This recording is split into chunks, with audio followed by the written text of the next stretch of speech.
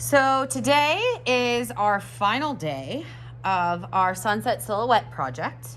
And today we are going to combine the watercolor wash that we did 2 classes prior as part of this project and the directed drawing that we did together. And we're going to pick one of these and put it on here to make our silhouette. So today what you are going to need is your watercolor wash. Probably want an example page handy for you. Scratch paper. I have the India ink. So this is jet black ink. It is permanent. It's one of the 2 items in the art room that are permanent, so be very careful. And I have put cups on your tables with like super small brushes and fairly small brushes. Not quite medium brushes, but more like smaller sized. Okay, so you're going to, after the demonstration, get your watercolor wash. Decide which you want to be the sky. Like, do I want my pink up top? Do I want my orange? I'm gonna go this way. All right, and which image you are going to do. Because I feel like it's a little bit more complicated, and because I'm not sure that I showed you very well how to do the leaves in the directed drawing, I'm gonna do the maple tree. So I'm gonna leave that to the side. I am going to take one of my more medium-sized brushes and just kind of pull off the extra water. With India ink, it's already wet. Okay, first let me talk to you about this. You don't need to rinse your brush out at any point. The water is to get your bristles wet, which they already are. It's prepped for you. And at the end of using a brush, to stick it in there so that they're not laying about the table. You don't need to clean your brush out. You're not changing colors. So if you're done with the brush, stick it in there. And so the India ink doesn't get crusty in your bristles. That's it. It's also an easier way to carry it from point A to B. When you're using the India ink, for the love of everything good, please do not leave your brush sitting in the ink when you're not using it. This container is only about yay tall and your brush is this tall. It will tip over and we will have a huge mess. Do not leave your brush in here, okay? Now that that's out of the way, you're going to go ahead and wet your brush, load it up with some India ink, and you're just gonna go for it. The bottom, I'm gonna put in my foreground. Remember, your foreground is going to be low. It's not gonna be any taller than about 1 inch. And I'm going to fill that right on in. Don't use the tiny brush for this because you'll be wasting valuable time doing that. Okay. Next, I'm going to put my tree in one side or the other. I'm gonna go with the right. I'm feeling right side today. So I'm going to go up. This is my main branch. It is actually a lot easier to paint what we were drawing yesterday than it is to draw it. So you're gonna find this to be a little bit less challenging. And off we go.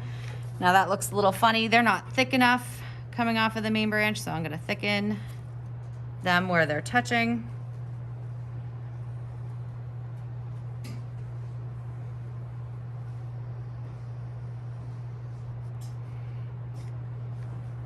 And start my Ys.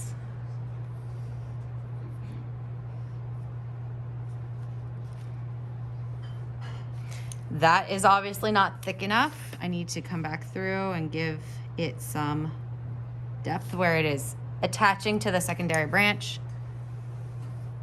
So as branches grow off, they go from thick to thin. We talked about that, right?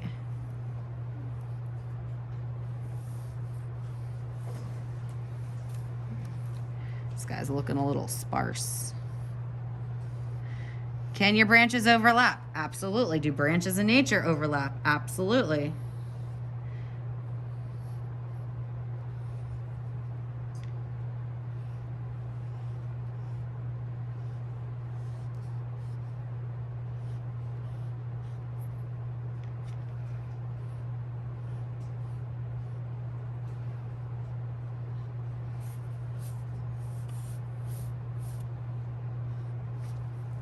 All right, so we have a basic tree here. Now I want to show you how to do the leaves. I told you it was a stippling process. So stippling is where you are dotting whatever media you're using. In this case, it would be the ink. So stippling is shading or adding shades with dots. And I called these the stippled clouds. Think of it as literally putting patches of clouds on your tree. So I'm gonna put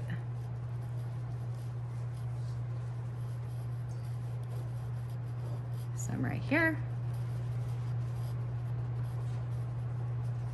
Maybe some right here. But hey, there's like no branches right there. Why are you putting it there? Maybe there's baby branches and you just don't see them. And by having your brush go up and down, it's making this like splotch basically that is going to look like a clump of leaves. The trick to this is to make sure that you can see some of your tree through there.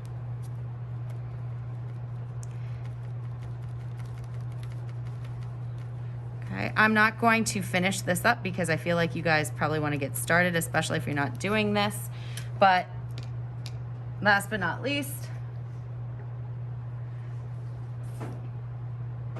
with the exception of the evergreens and the cactus, maybe even the palm tree, you probably want to get your tiny little brush out and do a couple flicks going this way and that way to make it look a little bit more natural, like there is some grass popping up. All right, when I'm done, these are going in my water. I don't need to clean them out. They're just gonna be stored in there to be carried to the sink.